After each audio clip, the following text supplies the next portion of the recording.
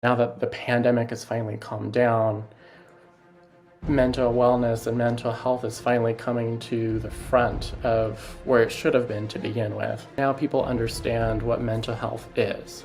People understand that they need to take care of themselves. People understand HR is kind of a good department to have. Leaders are finally coming to the front and saying we need HR. We need these people to invest back into our team members, but we don't know how.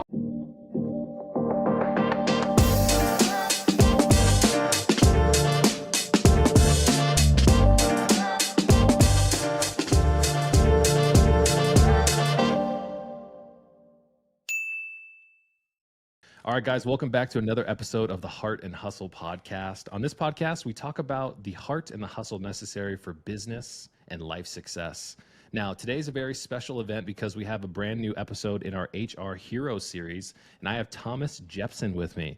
Thomas is a human resources hero. If you look at his LinkedIn profile, he is a founder and HR consultant with Nevada HR. Thomas, thank you so much for joining me, man. I really appreciate it. Thank you for having me. I'm excited for the discussions we're about to have today. Yeah, man. So, you and I connected because when I reached out to you and talked about this entire event in our HR Hero series, I talked about the human element being lost in HR. And it seemed like that's something that you really, really resonated with. So before we kind of dive into that topic, why don't you give everybody a little bit of background about yourself? As I looked at your background, I saw that you were an HR or a business officer and an HR manager with 5-star senior living. So I really want to take a deep dive into that because I have an extensive history in the senior living space. And I know during the pandemic, it must have been incredibly challenging to be a HR leader in that space with all the turnover and everything that was going on during the pandemic. But I also saw that you were a human resources manager for Max Casino as well, which is incredible. And then, oh, so sorry. Sorry, Thomas, I have this dog trying to jump on me. I'm gonna toss her down. Oh, it's okay. I have this dog Okay, cool. squeaking his toy in front of me. So, All right, restarting. So I saw that you were a human resources manager at Max Casino. So I want to learn a little bit more about that, and also a human resources generalist at Nevada Legislature as well. So you've held a ton of different roles in the HR space and leadership space. Why don't you give us a little bit about your background and how you got into the HR space in general? yeah, I, like most HR professionals, I was kind of like thrown into HR.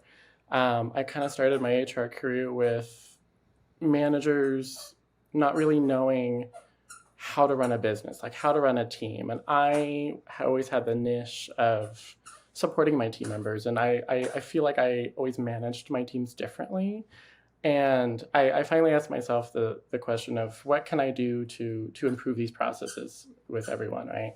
And so I was, 18 at the time. I wanted to get into HR because that's how I saw myself fixing things. And so I kind of worked my way into companies that were desperate for somebody to be HR. And so I kind of threw myself to the wolves in all of my positions.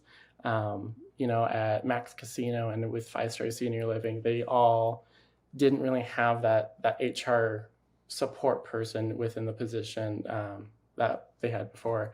And so I kind of came in with fresh ideas and energy, and they kind of hired me because they were desperate and I kind of knew what I was talking about. And so I took advantage of it. To be quite honest, I took advantage of how desperate they kind of were so that I could get the experience that I needed, right? So with like 5-star senior living, during the pandemic, I had no idea what was going on. I was fresh into HR. I was trying to learn as much as I possibly can. I was studying for my APHR at the time, and I was fresh on the block. And then you throw in the pandemic with like daily changing laws and just sadness and depression from both like a resident standpoint because they couldn't see their family members and team member standpoint because they also couldn't see their family members. And it was just sad all around. And so I kind of took that as my opportunity to change things and see where we go. I wanted to experiment, and COVID-19 was kind of the perfect experimenting time because they needed help and I needed help. And so I kind of ran with initiatives and employee recognition programs I did everything I could to make sure that my team members were okay. Without our team members, especially in healthcare, they're taking care of people who are sad and depressed and lonely and can't do things for themselves sometimes, and that takes a toll. In healthcare, like it takes a big toll on people, especially when you have residents passing. And so I came in and said, we have to fix things. We have to make sure our team members are okay. We're supporting our team members because they're supporting our business line. They're supporting our residents, and our residents are the ones paying our bills. So we implemented kind of on a smaller basis, like one-on-ones, and adopted kind of different ways of handling stress. Team members were working long hours, and so we made it fun. We went out and like bought everyone food. They would eat from our kitchen. So many things like that. We talked to resident family members and said, this is what our team's doing for your residents. Do you want to help pitch in for things? And I think that brought a lot of happiness towards our resident family members because they saw, or our team members, because they saw family members thanking them for doing a thankless job. And it was just getting everyone to support our team in a time where there was no support. There was no thank you. There was anger and madness because we couldn't let resident family members see their residents because we didn't know what COVID-19 was. We were assaulted. People like threw stuff at windows and threatened to call the cops. And it was just horrible because no one understood what was going on. But all our team knew was that they needed to protect our residents. And so it was super important for me to kind of come in and make our managers aware that we need to focus on our team members and less about the operations side of things, because operations is changing at a day-to-day basis. I don't even know what went on. Our managers don't know what went on. But what I do know what's going on is our team members need help, and they need to make sure that we're popping in and saying, are you okay? What do you need from me? Do you need a hug? Do you just need a vent? Do you want a punching bag? Like, name it. Like, let's do something. It was funny, like one of our Christmas party, our holiday party, we got piñatas with like dodgeballs in it. And we took a bat and we started hitting the piñata. We got 6 of them. We started hitting piñatas and then we played dodgeball. And it was a really nice stress reliever and just something fun and not something, normal companies do. I think OSHA would have a problem if you started throwing dodgeballs at people. But it's just something that we needed to do. And I mean, it got to a point where I think I burned myself out caring for everybody else and, no one really caring for me, right? I'm sitting here advocating for everyone, and I took advantage of my own mental health. And so that's when I found Max Casino. And I did kind of similar things there. We were on the tail end of COVID-19, luckily. And it was a perfect time because, like I said, they didn't have an HR department at all. And so I kind of came in and with fresh ideas, and I'm like, this is a clean slate. Let's see what I'm made of. Let's see what we can do for these team members who haven't had support in forever. Thomas, where did your passion for HR? Because in our early part of the conversation, you said, I'm 18 years old and I wanted to find a way to fix these businesses. So how does an 18-year-old recognize that it's a people first mentality to be able to start transforming a business? Like, what was that enlightenment process for you, like very early on? I've always dealt with my own kind of mental health issues, and I knew it was a problem. And I knew that the way people, like managers, treated other people, it just wasn't okay. And I knew that there needed something to be done about it. And so, me being the 18-year-old that I was, and I knew I wanted to help people, I didn't want to be a nurse. I didn't want to be a doctor. I didn't want all that medical debt or that school debt. But I knew I wanted to help people. And I'm like, well, how can I best help people? And HR kind of like found me. HR is in a unique position where if it's aligned right within the company, I have the opportunity to change every single person within that company, change every single one of their lives. And I think that's a unique honor and an amazing responsibility. as a manager, you're just in charge of like your own little department, right? Your umbrella, you're closed in. But as HR, I can change everyone's lives with like amazing policy or perks or benefits or just talking to people. But I can have that impact on people. And at the end of the day, I want people to remember me as someone that impacted not just their life, but everyone else's lives too. And so that's kind of where that started. I went to the position that could have the biggest impact, and I kind of ran with it. I mean, being an 18-year-old and jumping headfirst into HR, but then the compounding factor of the pandemic is a really scary combo, because when the pandemic first occurred, we as a business were doing a ton of work inside of assisted living facilities and skilled nursing facilities, right? All of a sudden, doors shut, literally. Nobody's allowed to come in, nobody's allowed to come out. I still remember vividly seeing the news stations talking about people standing at the windows and communicating with their loved ones. And so back in the day, we actually started a virtual visitation program where we started doling out iPads in Zoom so people could talk to their loved ones on camera. And like that small sense of connection was huge. But I want to dive a little bit deeper into what were some of the challenges from like a mindset and mental health perspective that your team was facing during the pandemic, knowing that they were just trying to protect their residents. But then you had family members who were upset. Were you not letting them out? They weren't allowed to come in. Like, what was that dichotomy like, especially being so young? Um, our team members, obviously, like you said, they were focused on helping our residents, making sure that we didn't get COVID in the building. And when you work in healthcare, it's a thankless job as it is. People don't come up to you and say thank you for what you do. It's more of like you need to do better, and I pay this amount of money, you need to do better. And so it was a thankless job as it is. And then we shut our doors, and our family members couldn't tell what our team was doing. All they knew was they were locked out. They couldn't see their family members. They couldn't do anything. And at the time we didn't have the capability to do Zoom because we had just locked our doors. iPads were still being delivered. Trying to teach people how to use Zoom when they're 80 and 90 years old Tough job. was a complication in of itself, but also teaching our team members how to use Zoom because a lot of them had no idea either. So, it was like the blind leading the blind. And so our team members were sitting here being yelled at constantly by like residents and family members saying, how dare you do this? And they were being verbally assaulted and physically assaulted at one point.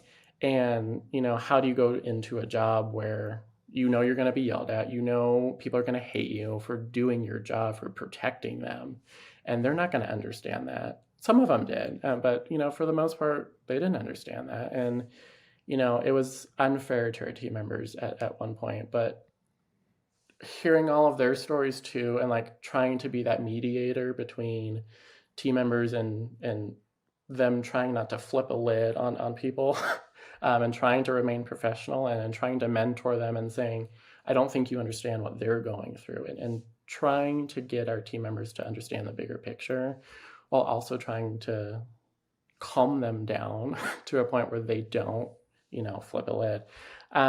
It was hard because I was 19, 20 at the time. I was going through my own stuff. And no one really saw that because I had to be strong for everyone else because no one else could be strong for each other. So I had to be the strong one, and I had to make sure my team members were okay. And I was the one that they came and cried to vent and to, learn all about their troubles and their struggles. And then they come to work and be yelled at. It's not good for your mental health, right? And so it was hard because the managers were also doing the same thing. They had no idea what was going on. They looked to me as if like I knew what was going on, but I didn't. I was just the one guy that knew how to use Zoom, and we kind of ran with it. And it was hard. It was weird coming in because, like I said, I was young. I had no idea what I was doing. But it was also such an awakening because I can now use everything that I learned during COVID-19 and being thrown to the wolves and being shredded by the wolves at one point. And now I can help other people. Now that the pandemic has finally calmed down, mental wellness and mental health is finally coming to the front of where it should have been to begin with. And a lot of people, they hate COVID and everything. But while it was a horrible and deadly virus, I also think it was kind of a Almost like needed a to happen. necessary evil, It right? was a necessary evil because now people understand what mental health is. People understand that they need to take care of themselves. People understand HR is kind of a good department to have. And so, like, job security for me, um, you know, leaders are finally coming to the front and saying, we need HR. We need these people to invest back into our team members, but we don't know how. And so it was, like you said, it was a necessary evil. But during COVID-19, I draw a blank because it was just there's a lot. It was a There's a lot of whirlwind. crying. There was a lot of tears. There was, during the whole process, I attempted suicide twice, and no one saw that because I had to remain strong, right? Because no one else was going to, and I knew I couldn't let my team members down because they needed me more than I needed myself. So it was a whirlwind, but nothing that I would want to relive. But I also wouldn't go back and take any of it back for granted, because it was a necessary evil, and I think it got us to a good place now.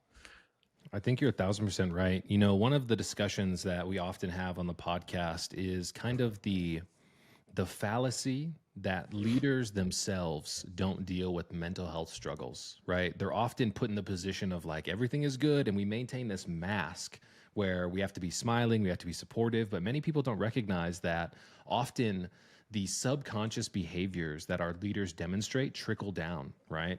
And as we speak to different leaders on the podcast and we hear about these different challenges, when it comes to mental health struggles in the organizations who you consult with today, do you see any organizations that have leaders that may be struggling internally themselves, but always kind of push forward an idea of mental wellness, but they're not really walking the walk? What kind of trends do you see with the type of organizations that you engage with? Yes, I see a lot of leaders. I see a lot of managers. Let me get that correct. I see a lot of managers that haven't really yet dived into being a leader. And I think there's a major difference, right? One, like you're managing operations and you're managing people, and you shouldn't really be managing people. You should be leading them to success. And so they haven't really taken that leap yet. And a lot of managers and some leaders that I see, they weren't brought up with the idea that it's okay to not be okay. They weren't brought up with the fact that it's a blessing to even have to have team members that want to work for you. They were brought up with the idea that you should be lucky to even be working, and that you should be lucky that we even pay for your medical benefits, and you should be lucky we even give you a week of PTO. That's the mentality, right? Like they weren't brought up with not with mental health being in the forefront. And so I think at one point they're struggling to understand like all of this, new age stuff that's coming to surface that should have come to surface a long time ago. But they're trying to struggle with it because I think they have some internal struggles themselves with their own mental health. And I think that they're trying to keep that facade. They're trying to keep that fake face, and saying everything's going to be okay when it's not. And so I see a lot of leaders just kind of put it to the side and say, you know what, if you're not okay, then we can find someone that will be okay. And I think it's tough trying to change their minds because in order to tell them like mental health is a thing, the way you do policies, the way you do benefits is important. It's a crucial aspect of how your employees are productive, right? You have happy employees, you have a happy company. And I think trying to change their mindset is also trying to change their mindset on maybe they're not okay too. And I think that's harder for them to understand sometimes because like I can tell you like having medical benefits and having PTO is amazing because our team members will feel happy, they'll be better producing, you'll be able to invest in your team members, and that's the industry trend, right? And yet they're still in their mind sad and depressed and trying to overcome things that they should have overcome a long time ago and still trying to get onto the therapy bandwagon, right? So it's hard because you're trying to shift them personally because in order to have them make any changes into the business, they need to believe in it themselves. So it's hard. It's it's harder to do than working in a pandemic sometimes. But I think like I mentioned, the pandemic really showcased how important being happy is. Um, and sometimes leaders choose their own happiness, and yet they forget about, the 50, 100 team members that they have, 1,000 team members that they have, and they close that door and say it's somebody else's problem. I'm happy though. I'm making $500,000 a year because I'm happy, and yet their team member that's making $15 an hour can't even afford to go to therapy because of the medical plan that you don't want to give people because it costs too much money. Um, so it's trying to understand. It's trying to get them to understand that they're not horrible human beings by any means. Sometimes. Um, but investing in people is important, and I think it wasn't something that was a business standard a long time ago, and it's slowly changing. And you know how well most people do with change. Yeah, I mean, it's really tough. I mean, one of the biggest reasons why I'm such a huge advocate for mental health is I grew up an athlete. I played all the sports, football, basketball, baseball. It was always led by the generation previous, right? And that generation never had a real good touch on some of the soft skills that are necessary to be successful. And when I think about leaders like you and I being in positions of influence now, we can actually kind of start rewriting that narrative. But a huge part of rewriting that mental health narrative is helping people get past those invisible barriers that they've had built up through time. And so hearing that leaders like you have an emphasis on mental health, and everybody in themselves is a whole person, right? We're not just our physical health. We're not just our emotional health. We're our mental health. We're a whole human. And the whole human experience in itself is really based on the experiences we've been through, the challenges, the victories we've experienced as well. But that all starts here. And if you're not showing up in a good mental health state, then you're not going to be able to serve yourself, your team, your customers, your clients, your patients, anybody well. It's been a huge challenge that I've really kind of dedicated myself to is helping people rewrite the narrative around mental health, because accessing things like a therapist and a counselor for a lot of our male demographic is a scary concept. People are like, I don't need to go talk to anybody. I don't do that. I mean, when you come from a mixed like ethnicity background like me, I'm half black, half white.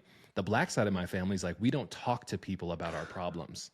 And it's like, guys, as I look at myself as a 33-year-old man today, I'm trying to break down these invisible barriers that will stop me from being successful from a mindset perspective, because I realize those are some of the last challenges that my lineage has to overcome. But I'm dealing with the traumas and the experiences and the notions that men and other family members have passed down from generation to generation. It's a tough gig to overcome that stigma. You know what I mean? And so that's kind of why the brand FRANSiS in itself is all about sending a daily text message of positivity, encouragement, or a mental wellness exercise, because a text is not scary. But if I can get your brain thinking happier and healthier thoughts, I can somewhat coerce you, the word, or influence you to be happier and healthier. You know what I mean? It's like a sneaky attack on trying to just spread positivity. And it sounds like you really align with that kind of mentality as well. Yeah. One main achievement that I kind of made all of our managers do back at Max Casino was kind of redoing how the company looks at performance shortcomings, right? Like when you have team members that are suffering from mental health issues, they're not coming to work as the best, right? They might be confused, they have memory issues, they're sad, they're not okay. And so focusing on how companies handle performance issues instead of going immediately to a write-up, right? Like we don't, shifting it from a purely disciplinary perspective to that of a leader and a mentor, leading them to success, focusing on finding solutions to their shortcomings rather than giving them a performance improvement plan that was typically always ill-attended, right? Like people are super scared of performance improvement plans because it's the easiest way to fire people. Oh, absolutely. In the HR industry, at least in kind of the older industry, it's easiest way to fire people, easiest way to win unemployment, right? And so it's trying to change that mindset of these managers, but also the team members. Team members nowadays, they have horrible trauma from past HR people. So when you get called to the HR office, it's typically a bad thing. And, I'm all about changing that mindset, changing how people view HR and view it more as a resource to team members and managers, and trying to get managers to be a leader. I tell leaders to focus on helping team members finding solutions that work for the team member. Might not work best for the manager. The manager might have to like refocus and rethink on how they do things, or like change a schedule. But if it can help a team member in their shortcomings, then why not? Like, change things. Ask your question, why not? Why can't I do this? What can I do to help this team member? It's telling managers to stop penalizing people for struggling, and to create that culture of, how can I help you better perform? What do you need from me? Like, I am here, I am in your corner, I am ready for you to succeed. Let me help you. Do you need a schedule change? Do you need a hug? Do you need one-on-one conversations, right? Like, managers are so terrified of talking to their team members for some reason, because they think they'll offend them, or they'll get sued for something that they say. And I'm like, well, if you think you're going to get sued for saying something, you probably shouldn't be saying it, number one. But number two, like, don't be afraid to talk to your team members. They're human, and they need that human connection, right? Like, you need to drop the facade of like, I'm your manager, I'm going to tell you what to do. And you need to focus on like telling your team members, I'm your leader. I'm here to help you succeed.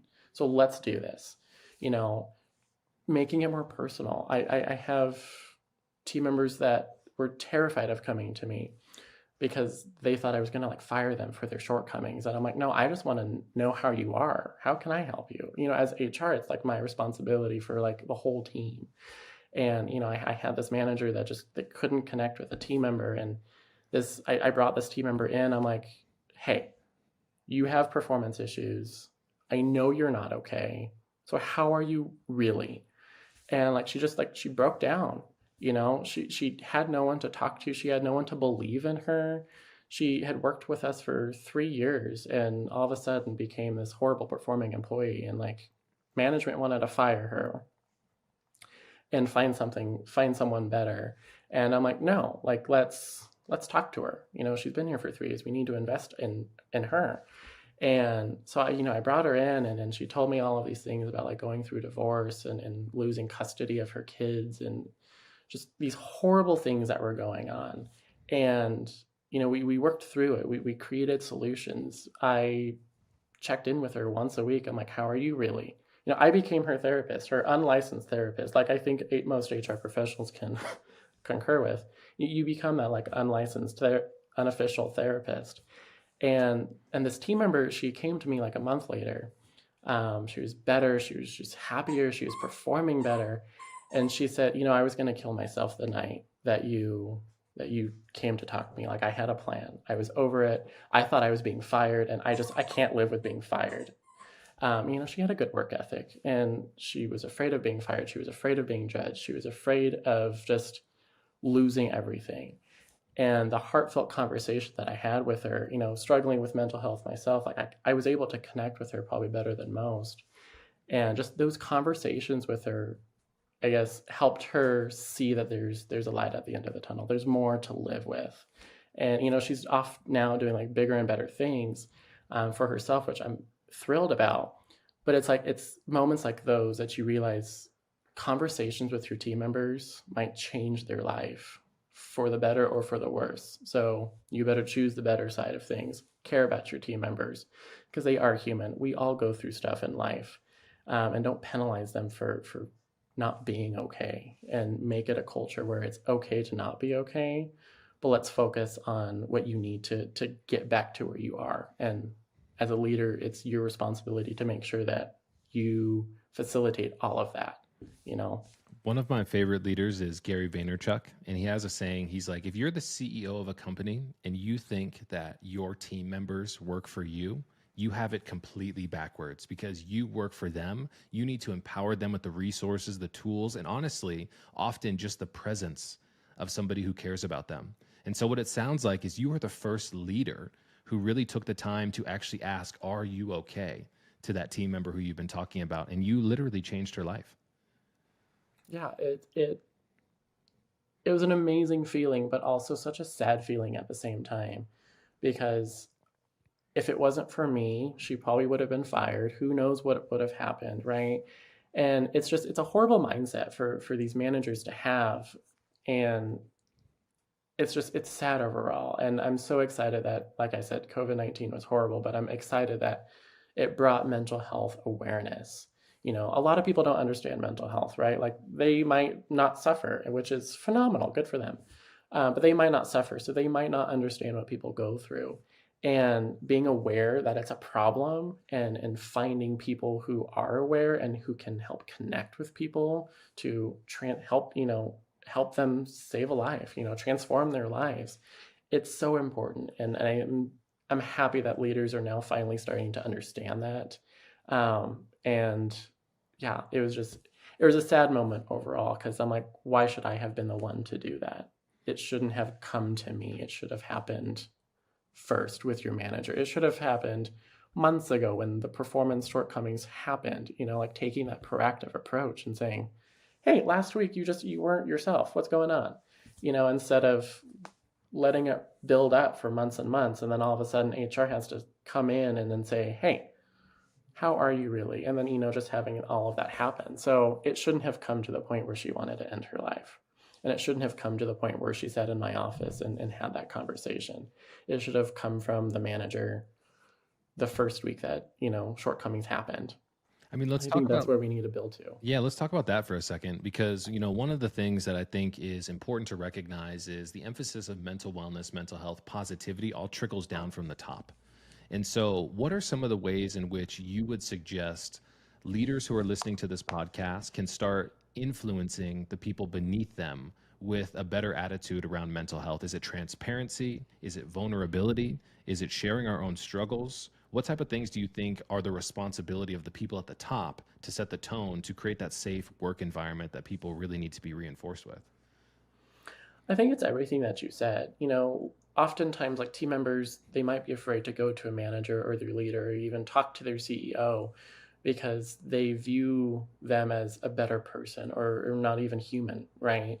Like sometimes I would be afraid to go talk to my CEO because I'm like, that's my CEO. But having that transparency, showing people that you're human too, that you go through struggles, like it's okay to not be okay, I think is the message that leaders need to start showing people and showing their team members. I Leaders need to start talking to their team members, having effective communication, and saying, what do you need from me? Like that's your whole narrative right there. Your team member is going to be responsible for their own success, and it's your job to help facilitate that, right? I tell my team members all the time, I'm like, I can't help you if you don't talk to me, right? Like I can see your body language, I can see sometimes your struggle, but I don't know where you want to go in 5 years. I sincerely hope it's not, in your current position. Like I want you to grow. Where do you want to go? Let me get you there. Let me network with people in companies that you might want to be with, and let me help you get there. That's all. That's what it's all about. I teach a cultural competency class, and within the class, I share my struggles of, my own mental health issues, and it puts me down a peg, and makes me human. It shows that I have problems too. I have issues too. We all have issues, but it's what we do with those issues, and then how we find solutions to those issues that really make us who we are. And I think leaders need to understand, like, everyone goes through stuff, but you need to talk to your team members. You need to have that communication with them. You need to build that trust and that respect to people with not just your team members, but you need to, if you're like the CEO, you need to have those conversations with your VPs and your other, executives, and make sure that they're doing the same thing with their team members, and that those team members are doing the same thing with the people under them. It needs to trickle down. And I think people just need to care. Like I see a lot of these like industry trends of like people first, right? Like we'll throw you a pizza party, and here's $100 gift card. Like, like that's not people first, right? Like you need to genuinely care about your team members, because your team members are going to decide whether or not your company succeeds. Like without your team members, you have no company. you know. And I think it's important that you start, like leaders start investing their time in their most valuable asset, you know. Company cars, you take them for oil changes, you make sure they're okay because cars are expensive. Well, humans are priceless, you know. You need to start taking care of your people, making sure that they have their oils changed, and you know, making sure that they're okay. And just having that effective communication, it all starts there. Having those one-on-one meetings, taking down the barrier from, you know, employee to employer relation to leader and mentor and team member, I think is the first step, and I think it's the biggest step. I mean, one of the if we're gonna take it into, you know, humans are 1,000% priceless. I agree 100% with you there. But if you're thinking about a business metric, the National Safety Council in 2022 came out with a study that said that employees that have poor mental health cost their employer on average $15,000 per year on absenteeism, turnover, and lost productivity. So if you're thinking about driving things towards the bottom line, mental health is one of the best investments that you can make. So you're not carrying a bucket, if you will, with a whole bunch of holes in it, where you've got money just leaking out. And I think that's a real emphasis for the future of leadership. And so my question for you is, when it comes to approaching leaders who come from a previous generation or maybe have a legacy mindset, how do you kind of break down some of those barriers about the importance of investing into the human element of their business? Because I know a lot of those things can be seen as kind of like soft skills or unnecessary, right? But how do you kind of break down some of those barriers to have important conversations? I think it all kind of starts with a team, like a satisfaction survey, an engagement survey. You know, I can go to an owner, to a CEO, to a general manager and say, you know, these are all important things. You know, all of the big companies are doing it. You should be doing it too. Let's look at how much it costs for you to hire somebody, and let's look at your turnover, and let's look at all of this, right? But I think the most important aspect of that is coming directly from the team members.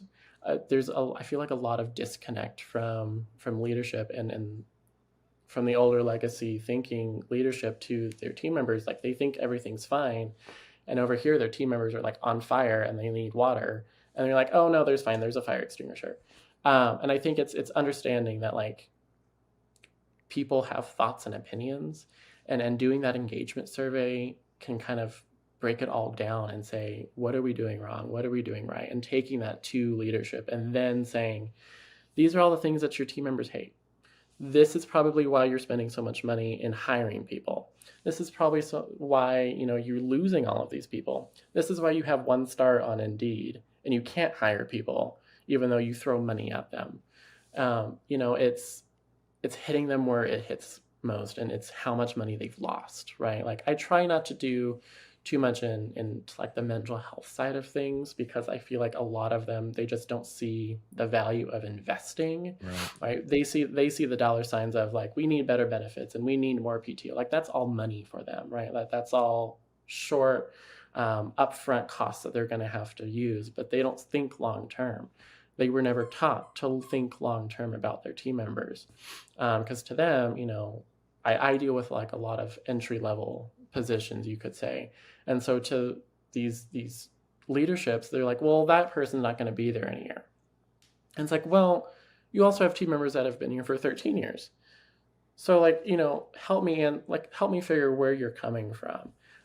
You know, we need to focus on the team members that they might want to be there for multiple years, but, you know, they can't afford to be there multiple years, or we drive them out. Like, why not? Why not have people there for 5, 10, 13, 20 years? You know, that saves you a whole lot of money down the long road. That helps you with culture. That helps you with training. You know, there's so many things that go along with that. And you put it all in an Excel sheet and they're like, oh, that's a huge number of money that we're losing.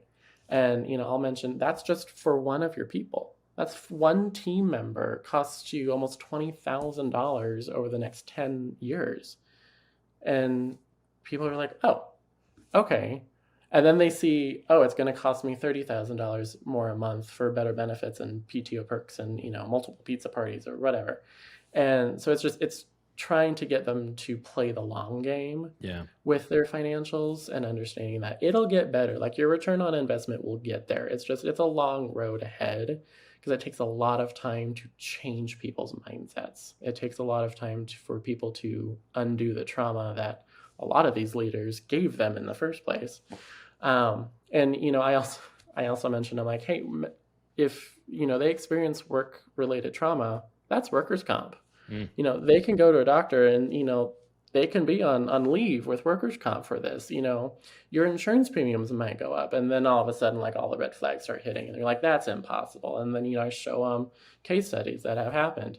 So it's really hitting them, with the bottom line, right? The But stuff it's that matters. teaching them that, yeah, it's like teaching them, like, do you want to invest long term and be a better human being and treat your team members like a human, or do you want to focus on being cheap? And sometimes there's no getting away with it, right? Like, there's no changing mindsets, and unfortunately it happens. But those are also the companies that aren't going to be in business in 5 to 10 years from now.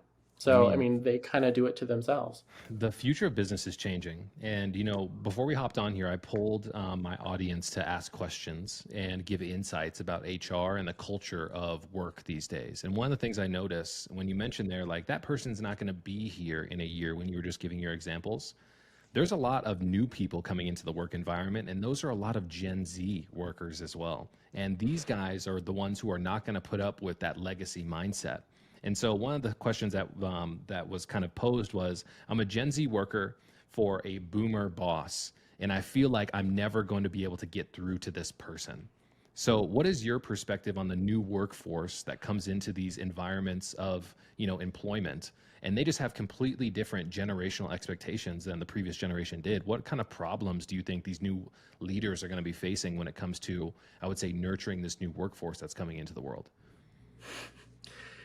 I think a lot of leaders are in for a culture shock. They're, like I said before, they weren't brought up with any of this. They think all of this, like, new age stuff is stupid and focusing on the wrong things when we should be focusing on the business. And I think it's a collaborative issue. I think when the Gen Zers coming in and facing the boomer kind of legacy leadership, it's a team effort. I see a lot of times, like, just team members coming in and, like you said, not putting up with how boomers treat them or in policies that are coming through. And it's like, you need to help be part of the change, not just say, that's it, I'm not putting up with this, I'm calling out today, or like, I need a mental health day because you got me in trouble, or whatever. Like, it's a group effort. And I think it all comes down to, like I said, that communication. Talk to your boss. Create the one-on-one conversation with your boss if you're not having any. Just come into their office and say, we're going to talk today.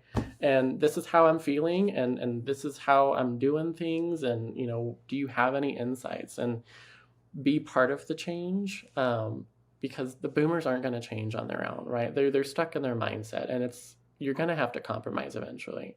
Like, I had a team member one day tell me that, they think it's unfair that they don't get at least a month of PTO. Mental health is important, and they shouldn't be working all of their lives and this and that. And I kind of just looked at her and I'm like, I don't think you understand how a business works then. I want to give you a month of PTO, but that also means now I have to hire someone that's going to cover all those shifts, right? Like, you've been here for a month. You don't get a month of PTO. So I think it's all about, like, that compromise, right? Like, I think a lot of it comes from, like, the boomers or the Gen Zers kind of being dramatic and, like, playing things out and trying to, like, abuse the system a little bit. And, like, the boomers are always, coming in and saying, that's not how businesses work, and this isn't how we're going to do things, and this is my business, and you can't abuse the system. And it just devalues when people say, oh, I need a mental health day, and then they go out and party and say, that party was for my mental health. Yeah. It devalues all the work that we're trying to do to get mental health to the forefront of things and trying to change people's minds.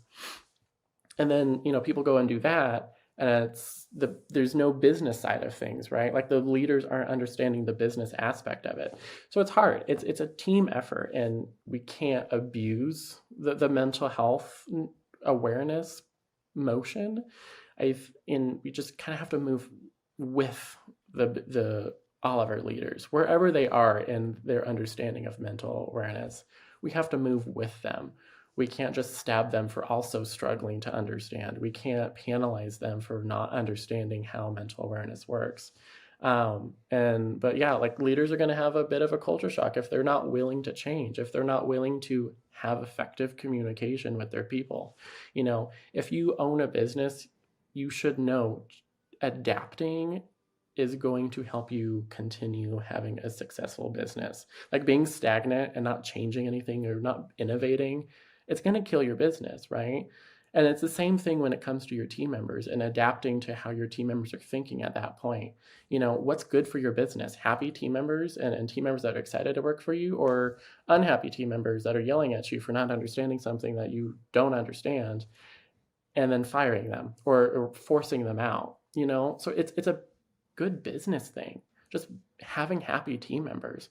And if you can't see that, if you can't see having happy team members and investing in your team members and compromising with your team members, should you be really running a business at this point, No, you're talking about a healthy sense of innovation. And I love that because the world in itself has gotten so technologically forward, right? That everybody thinks that innovation means AI or innovation means chat GPT. But innovation also means adapting to the new circumstances of your workforce and being able to tailor your policies, your procedures, how you end up supporting your employees as well is a new form of innovation. And that's where a lot of leadership needs to be at in today's conversation.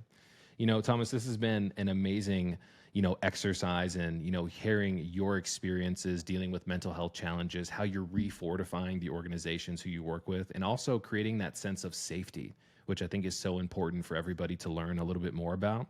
Safe places create opportunities for growth, and growth is a business, I would say, metric when it comes to the human element of your business as well. And so as we kind of, close up a little bit today, I want you to use the last couple seconds here to basically tell people how they can find more about you, how they can find more about Nevada HR as well. So if they're interested in, being in alignment with your culture, the things that you're prioritizing, they can kind of reach out and learn more about you. Yeah, people can find me by going to nevadahr.com. All of my content is there. All of, what I firmly believe in and my story of how I created Nevada HR and my motto of transforming lives with the power of HR. And it can all be found there. And, if they're open to it, I'm excited to talk to them and see what their needs are and how they see themselves as a business and a leader, and how I can help better move their business along by also helping them invest in their team members and helping them understand everything going on in the new age. I focus on small businesses because I feel like that's where the need is the most, and I want small businesses to succeed. And links online, nevadahr.com. Go to it, and hopefully we'll be in touch. Well, guys, that's been a great another episode of the Heart and Hustle podcast. And Thomas really does emphasize the balance and necessity of heart and hustle when it comes to success in business and in life. So Thomas, thank you so much for being today's guest. And I really appreciate you being a part of our new HR Hero series. You've made a gigantic impact on me, and I know everybody else who's listening as well. So guys, that's been another episode. Thank you so much for tuning in again. Once again, go check out Thomas at nevadahr.com. An amazing domain, by the way, I have to say. So go check him out if you want to learn more, but thanks for tuning in to another episode. Talk to you guys later. Bye.